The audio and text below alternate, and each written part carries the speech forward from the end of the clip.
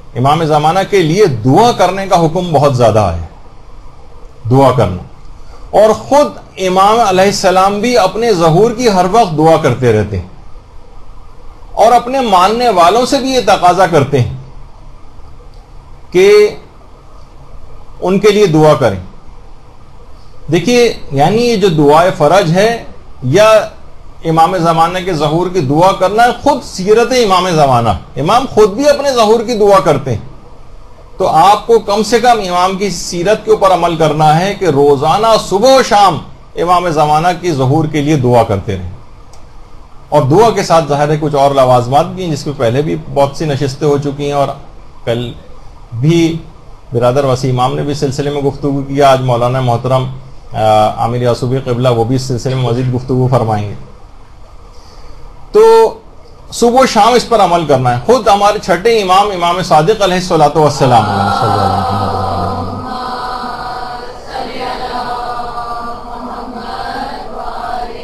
تعقیبات نماز میں کامل ترین دعا امام زمانہ کے لیے کیا کرتے تھے، کامل ترین دعا.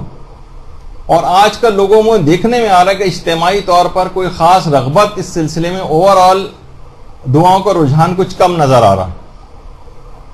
ذرا سا اچھا اس حد تک دعاؤں کے سلسلے میں ہونے لگی یہ چیز. پہلے بھی میں ایک دفعہ اشارہ کیا تھا کہ ذرا سی کوئی پوسٹ مدرسہ لگا دیتا ہے کہ دعا کے سلسلے میں، تو فوراً لعنت اور ملامت کے جو ہے کمنٹس نیچے آنے لگتے ہیں ہمارے پاس، کہ یہ لوگ گویا عمل سے ہٹا کر لوگوں کو صرف یہ دعاؤں کی طرف لگانا چاہتے ہیں.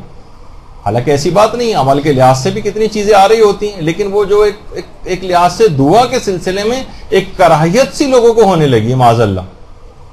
یہ ایک بہت ہی افسوسناک ایک صورتحال ہے، جبکہ یہ سیرت امام زمانہ ہے، بلکہ تمام ائمہ کی سیرت رہی کس انداز سے دعا کرتے تھے، اور خاص طور پر تعجیل فرج کے لیے.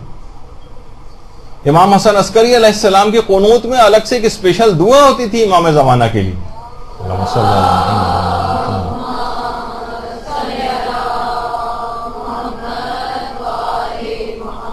مصباح المتحجج جو شیخ طوسی کی کتاب ہے، اس کے اندر اس بات کا تذکرہ ہے کہ امام رضا علیہ الصلوۃ والسلام بھی امام زمانہ کے لیے دعا کیا کرتے تھے. درود بھیجیے نا.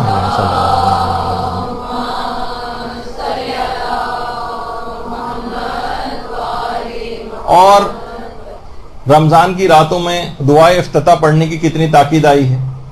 اور ایک دعا جو واجب نمازوں کی تعقیبات میں پڑھی جاتی ہے، رمضانوں میں زیادہ پڑھی جاتی ہے، عام دنوں کے اندر بھی پڑھی جا سکتی ہے. اللہم ادخل علی اہل القبور السرور، کہ پروردگارہ اہل قبور کی قبروں میں سرور و شادمانی و فرحت اور خوشی داخل فرما. اور پوری ایک دعا. علماء فرماتے ہیں کہ اس دعا کا جو مضمون ہے، اس کا صحیح ترین اطلاق ظہور امام زمانہ کے بعد ہوگا، کہ اہل قبور کی قبروں میں یہ خوشخبری سنائی جائے گی کہ تمہارے وقت کے امام نے ظہور کر دیا. اصل اطلاق اس کا امام زمانہ علیہ السلام کے لیے. اور اصلاً دیکھا جائے تو کہا جاتا ہے، علماء فرماتے ہیں کہ دعا ظہور امام کے سلسلے میں، یعنی جس کا مضمون ہے، اس کا صحیح ترین اطلاق اس موقع کے لیے. اور اس سیرت کے اوپر عمل کرنا اس قدر ضروری ہے، یعنی امام زمانہ کے سلسلے میں ان کے ظہور کی دل سے دعا کرنے کے سلسلے میں، کہ صاحب مکیال المکارم تقی موسوی اصفہانی، بڑی مشہور ترین کتابوں میں سے ہے امام زمانہ کے سلسلے میں مکیال المکارم.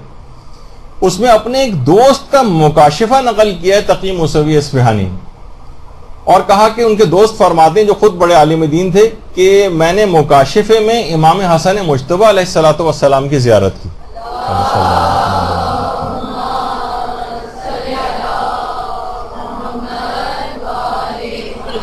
امام حسن علیہ السلام نے فرمایا، لوگوں تک میرا یہ پیغام پہنچا دو.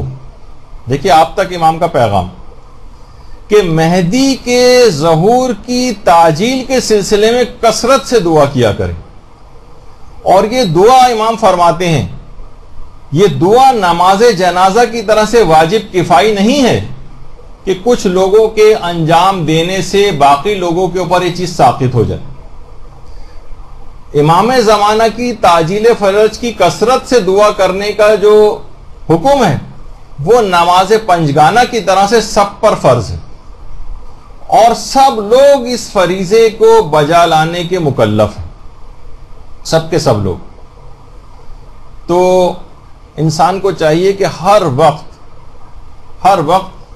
امام زمانہ علیہ السلام کے لیے دعا کرتا رہے.